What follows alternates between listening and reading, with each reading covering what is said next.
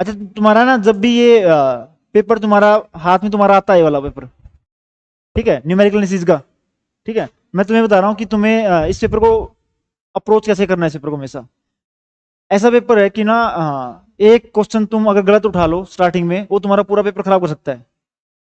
ठीक है, calculative paper का सबसे जो तुम्हारा ना इस वाले पेपर में जो सबसे जरूरी चीज है ना तुम्हारी, ठीक है, वो तुम्हारा है ध्यान।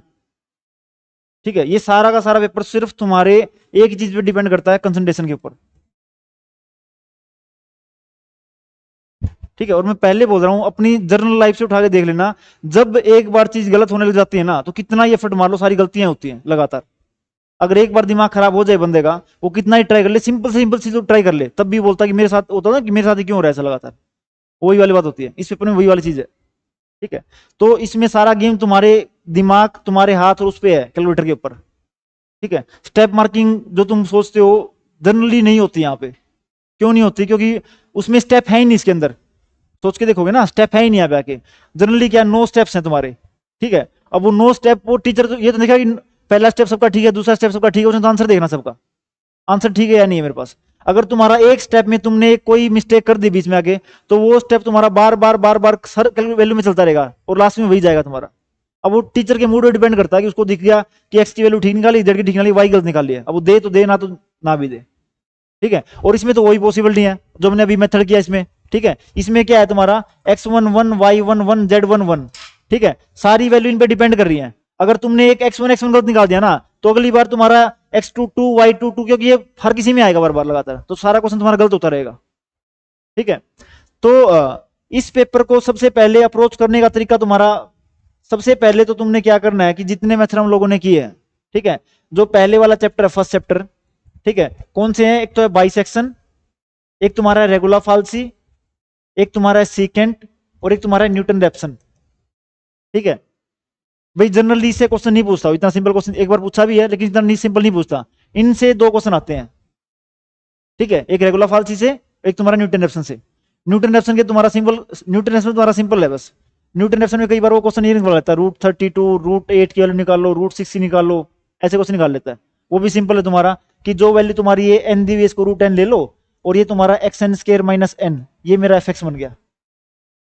ठीक है, और जो इनिशियल वैल्यू हम क्या लेते हैं, x1 equal to x0 minus f x zero, और एफ डैश एक्स जीरो लेते हैं हम लोग। ठीक है, मैं जनरली x0 की वैल्यू खुद से लेता हूं, कौन सी लूंगा जो इनके पास में होगी। √32 के पास में कौन सा रूट है? 6। ठीक है, √8 के पास में तुम्हारा कौन सा है? 3। 6 के पास में तुम्हारा कौन सा है? 2 या 3, कोई भी ले लो, तुम्हारी मर्जी है। वो वैल्यू इनिशियल लेता हूं वहां पर।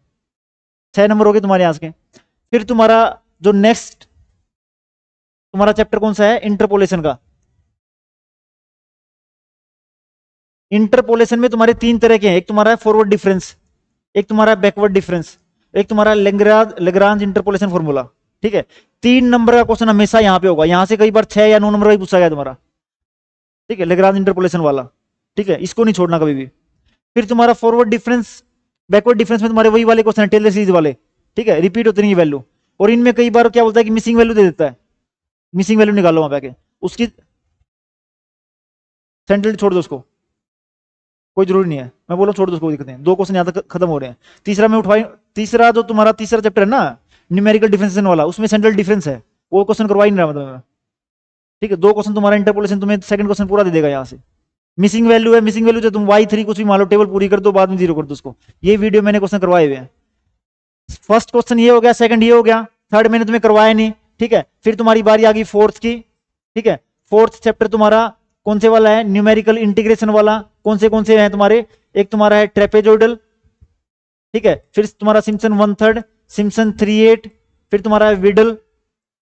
ठीक है, फिर तुम्हारा है गोस का 2 3 के लिए, 4 के लिए, और तुम्हारा फिर कौन सा है? चेबीशेव। ये तुम्हें देते हैं 6 नंबर का क्वेश्चन एक। ठीक है, और क्वेश्चन नंबर तुम्हारा कौन सा होगा? चौथा। ठीक है, मेरे हिसाब से सबसे पहले जो क्वेश्चन उठाना चाहिए ना, ये उठाना चाहिए। ठीक है, सिम्पसन वाला।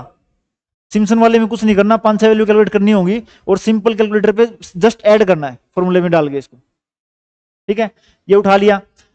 फोर्थ क्वेश्चन ये उठाने के बाद, ठीक है, उसके बाद तुम लोग जाओ सेक्शन बी के ऊपर। ठीक है भाई, जगह छोड़ दो उसकी, दो क्वेश्चंस की उसके अंदर, पहले वाले के अंदर, यूनिट के अंदर। ठीक है, सबसे लास्ट जो तुमने अटेम्प्ट करना ना, सबसे लास्ट में अटेम्प्ट करना सबसे पहला क्वेश्चन। ठीक है, सबसे डिफिकल्ट ये होता है। और ये वाला जो हमने अभी लास्ट वाला करे थे हम लोग, ये मैट्रिक्स वाले। अब तुम्हारा नेक्स्ट क्वेश्चन, ठीक है, जैसे कि ये नेक्स्ट क्वेश्चन इसके अंदर इसने दिया हुआ है, इसने बोला कि जो तुम्हारा पांचवा क्वेश्चन पहला होगा वो तुम्हारा होगा हमेशा एलयू वाला या चोलेस्की। ठीक है, डायरेक्ट 6 नंबर क्वेश्चन दिया हुआ है। ठीक है, और इसमें भी तुम्हारे कोई कैलकुलेटर की जरूरत नहीं होती, सिंपल दो मैट्रिक्स की मल्टीप्लाई करनी है। ठीक है, उसको मल्टीप्लाई करके दिया तुम्हारा दिया हुआ है, इन दोनों को y मानना है। ठीक है, यहां से जो तुम्हारी मैट्रिक्स होगी ना, लोअर ट्रायंगुलर होगी, डायरेक्ट वैल्यू निकलेंगी, पहले डायरेक्ट x1 की निकल जाएगी, डायरेक्ट y2 की, डायरेक्ट y3 की। ठीक है, और जब तुम्हारा ये y आ जाए, फिर तुम जो तुमने ux माना था, ठीक है, u भी तुम्हारा अपर ट्रायंगुलर मैट्रिक्स होगी, वहां से भी डायरेक्ट वैल्यू निकलेंगी, x की, y की, z की, डायरेक्ट वैल्यू निकाल दो। ये भी तुम्हारा प्रैक्टिस है, में सिर्फ दो क्वेश्चन की प्रैक्टिस कर लो, 6 नंबर पक्के हो जाएंगे। ठीक है, तो फोर्थ के बाद जो तुम लोग नेक्स्ट क्वेश्चन उठाओ उठाओ तुम्हारा फिफ्थ। ठीक है, क्योंकि कैलकुलेशन नहीं है, कैलकुलेटर वाले क्वेश्चन सबसे लास्ट में चलने चाहिए। ठीक है, फोर्थ फिफ्थ हो गया। फिर मैंने सिक्स क्वेश्चन तुम्हें फिर छुटवा दिया इसके अंदर से। ठीक है, कौन से वाला, आइगन वैल्यू वाला। ठीक है, आइगन वैल्यू वाला छुटवाने के बाद तो तुम्हारा सातवां क्वेश्चन है, सातवां आठवां। ठीक है, ये वाले क्वेश्चन हम लोगों ने डिस्कस किए हुए हैं। ठीक है, सातवें में तुम्हारा पूरा ये वाला आ गया, सारा सारा, कौन से वाला, क्या बोलते हैं इसको, हमने जो भी किया था। सबसे पहले तुम्हारा हो गया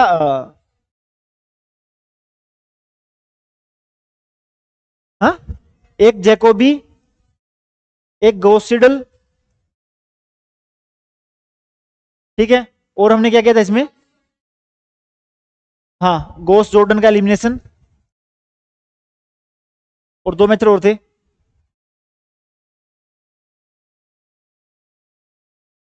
हाँ, एलयू इसके अंदर है, एलयू और तुम्हारा।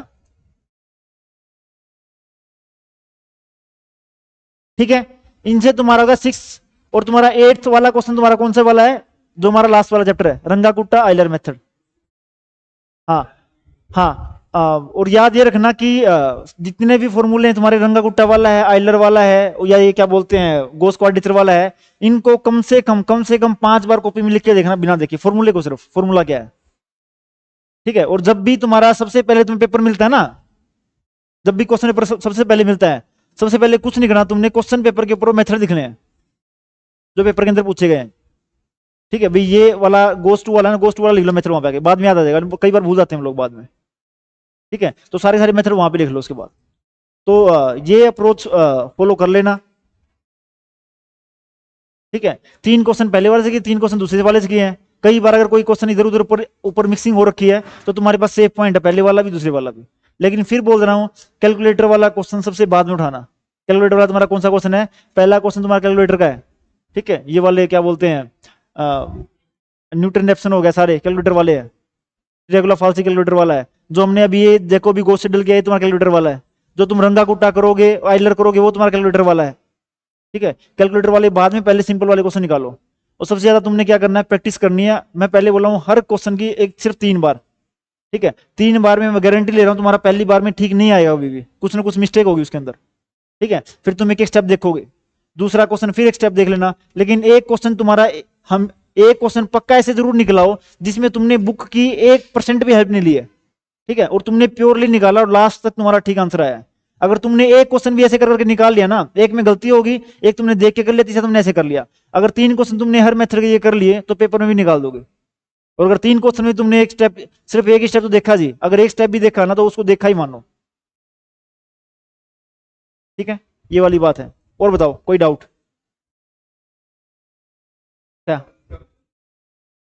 सेंट्रल डिफरेंस वाला ना, मत कर इसको, नहीं कर, छोड़ दे इसको।